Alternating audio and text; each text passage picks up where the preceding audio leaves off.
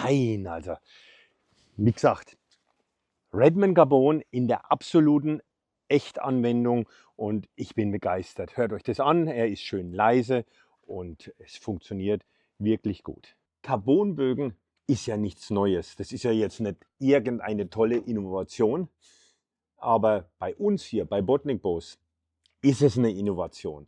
Weil ich war, wie ich bereits erwähnt habe, kein großer Freund von Carbon und habe mich lange gewehrt, bei den Bögen Carbon mit einzusetzen. Aber nachdem wir diesen Test mit unserem Kiowa gemacht haben, das war ja nur der Anfang und ich festgestellt habe, wow, das Carbon ist natürlich, hat schon einige gewaltige Vorteile, haben wir beschlossen, bei uns auch auf Carbon zu setzen. Nur ein bisschen mehr in die Tiefe gedacht, nicht Carbon überall, nicht um jeden Preis, sondern Carbon genau dort einsetzen, wo es auch seinen Vorteil ausspielen kann. Herzlich willkommen auf meinem YouTube-Kanal Henry Botnik Instinctive Archery. Ihr seid heutzutage bei der Premiere einer neuen Serie dabei. Wir fangen mit einer Serie an und werden Stück für Stück jeden einzelnen Botnik Bows für euch sozusagen auseinanderlegen, ins Detail gehen und genau erklären, warum, wieso, weshalb und die Vorteile dazu erklären. Wir fangen an mit dem Redmond Carbon, aber bevor ich das mache, muss ich vielleicht mal überhaupt erklären, wie wir dazu gekommen sind, die komplette Produktserie zu ändern, was 2025 ja stattgefunden hat und warum wir überhaupt diese Serie jetzt hier machen. Wir bekommen von euch immer wieder Zuschriften bei unseren Videos, aber auch per E-Mail. Mensch, macht doch mal ein Produktreview, stellt doch mal eure Botnik Bows vor, das habt ihr früher gemacht und seit langer Zeit ist schon kein Video mehr über unsere Bögen gekommen. Das ist eigentlich der Impuls, warum wir diese Produktserie anfangen und 2025, wie gesagt, haben wir nichts beim Alten gelassen und haben bei vielen, wenn nicht gar bei allen unseren Bögen, haben wir Veränderungen vorgenommen, Verbesserungen vorgenommen und haben zudem noch eine komplette Carbon-Serie ins Leben gerufen, wo ja allgemein eigentlich bei vielen Leuten bekannt ist, dass ich nicht unbedingt der Freund von einem Carbonbogen war. Und das muss ich ganz klar sagen. Ja, was steckt dahinter?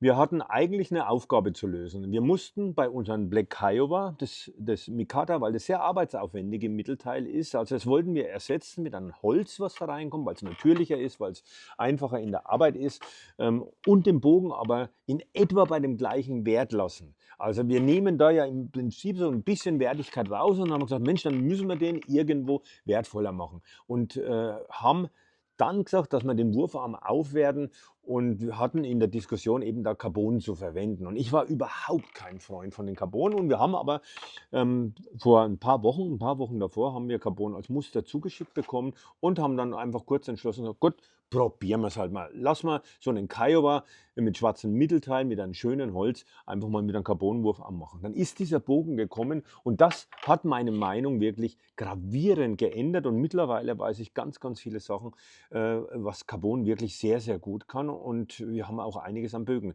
die mit Carbonwurfarmen von uns gebaut werden. Als ich diesen Kiowa Carbon dann im Prinzip bekommen habe, habe ich festgestellt, obwohl der einen ganz schlanken Wurfarm hatte, insbesondere der im Recurve, war der unwahrscheinlich stabil. Also das war fast nicht möglich, diesen Recurve zu verdrehen.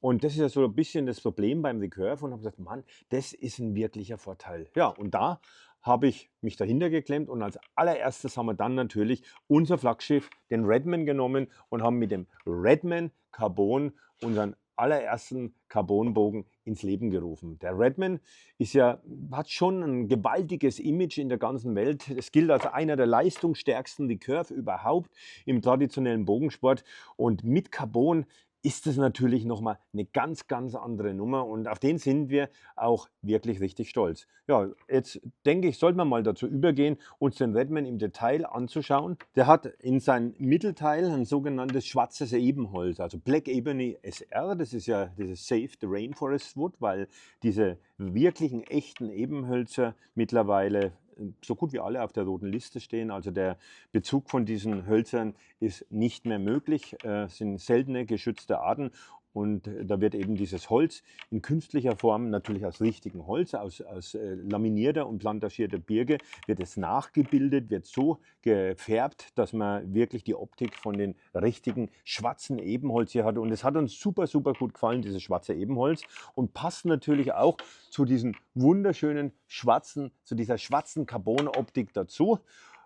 Und auf der Hinterseite des Wurfarms haben wir unser schwarzes Powerglas gemacht, und dieses schwarze Glas, das ist besonders steif und noch einmal leistungsstark, und diese Kombination schwarzes Glas auf dem sogenannten Facing, was dich anschaut, Carbon auf dem Backing und dieses schwarze Ebenholz, das hat uns wahnsinnig gut gefallen. Aber dann hat sich natürlich ein Problem ergeben, weil es ist ja der Redman, gell? Und wie kann man denn einen Redman komplett schwarz machen?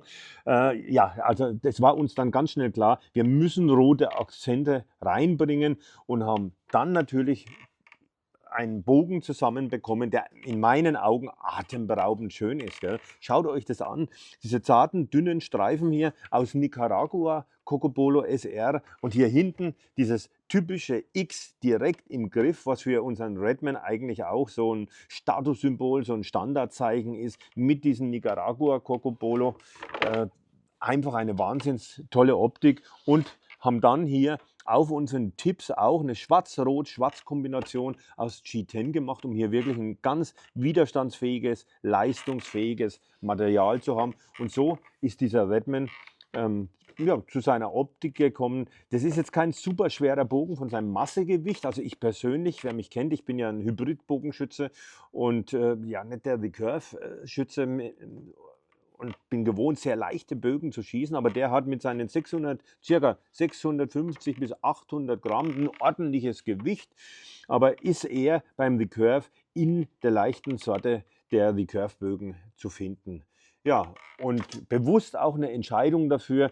Carbon liebt Dehnung, und da ist Carbon wirklich zu Hause. Also auf dem Backing muss Carbon draufgehen, und auf der Rückseite haben wir uns dafür entschieden, Schwarzglas drauf zu machen und kein Carbon zu machen. Und da denke ich, werde ich ein extra Video noch einmal dazu machen, um euch zu erklären, warum wir den Aufbau von unseren Wurfarmen in einer Kombination aus Schwarzglas und Carbon gemacht haben, weil so arbeiten die Vorteile des Materials, also hinten das super robuste Glas und vorne das leistungsfähige Carbon.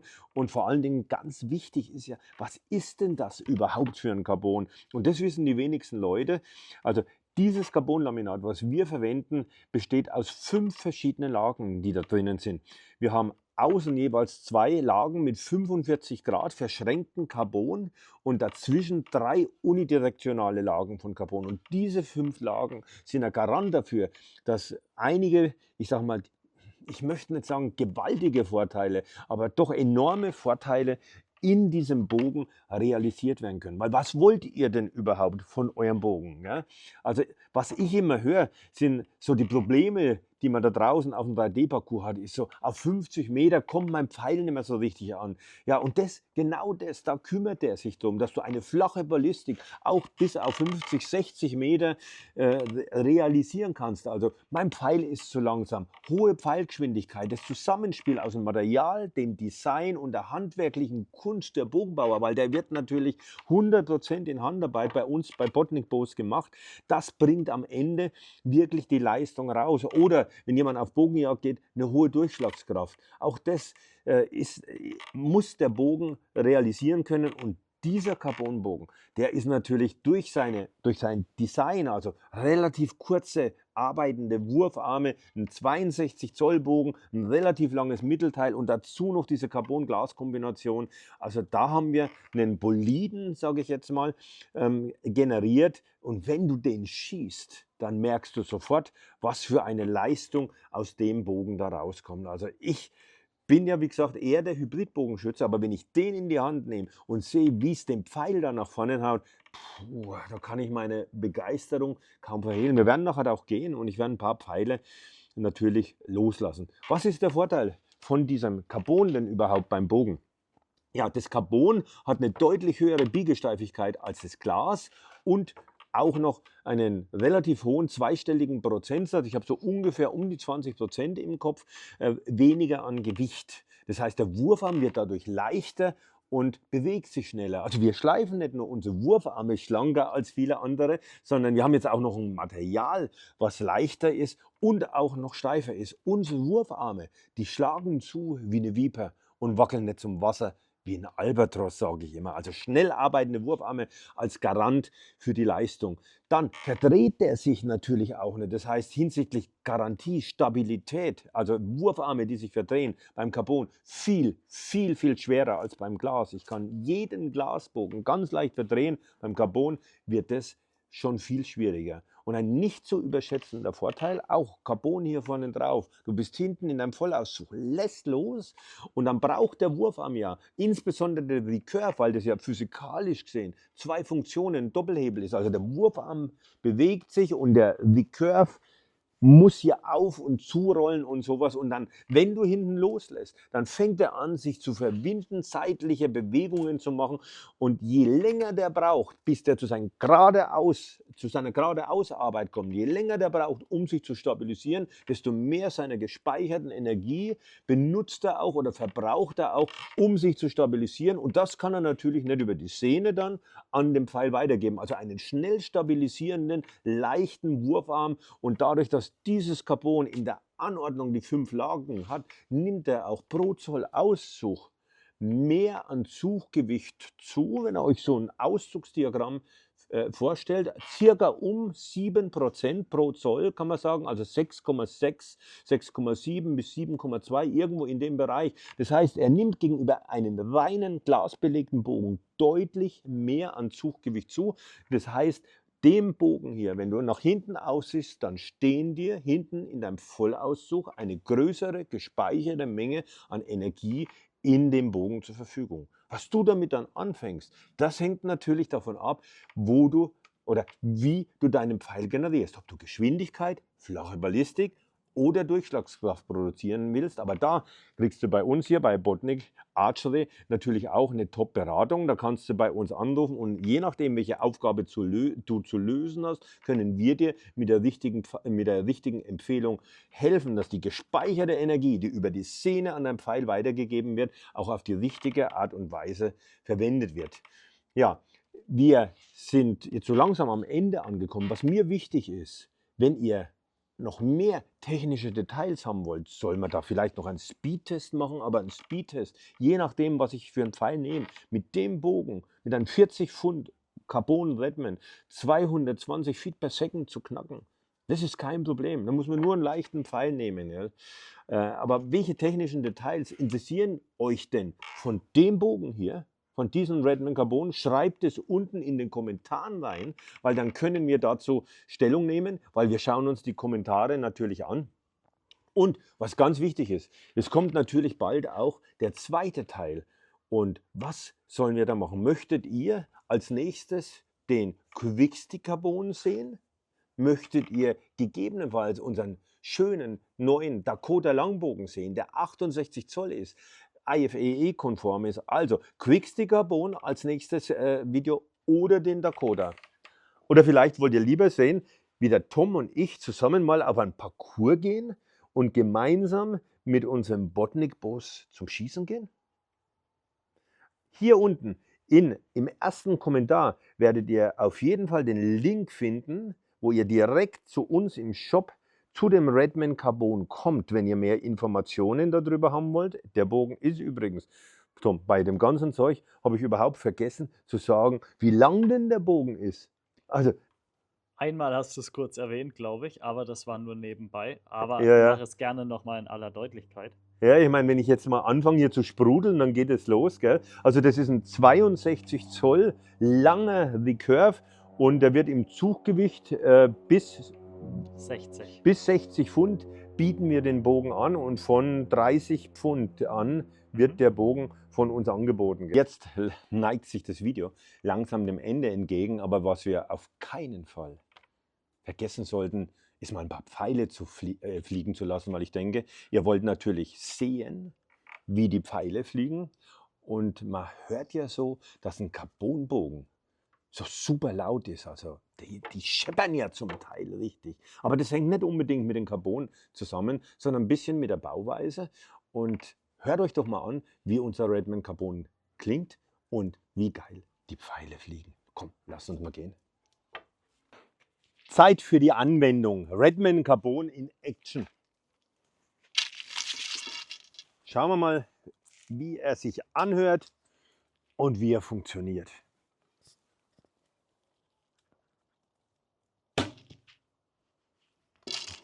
Das ist natürlich schon fein. Ich meine, das sind jetzt knappe 20 Meter irgendwo, das ist ja kein Problem. Der haut die schon ganz schön davor. Machen wir noch einen. Ja, und gegenüber den Chepper, was man sonst immer hört, lass uns doch einmal ein bisschen weiter nach hinten gehen. Ja, mit den 40 Pfund funktioniert es auf die nahe Entfernung auf jeden Fall genauso wie mit einem 60 Pfund Bogen. Ja, jetzt sind wir, jetzt sagen so 30, 35 Meter, also klar, kein Thema. Ich zoome auf den Würfel. Ja, fein, also wie gesagt, Redman Carbon in der absoluten Echtanwendung und ich bin begeistert. Hört euch das an, er ist schön leise und es funktioniert wirklich gut.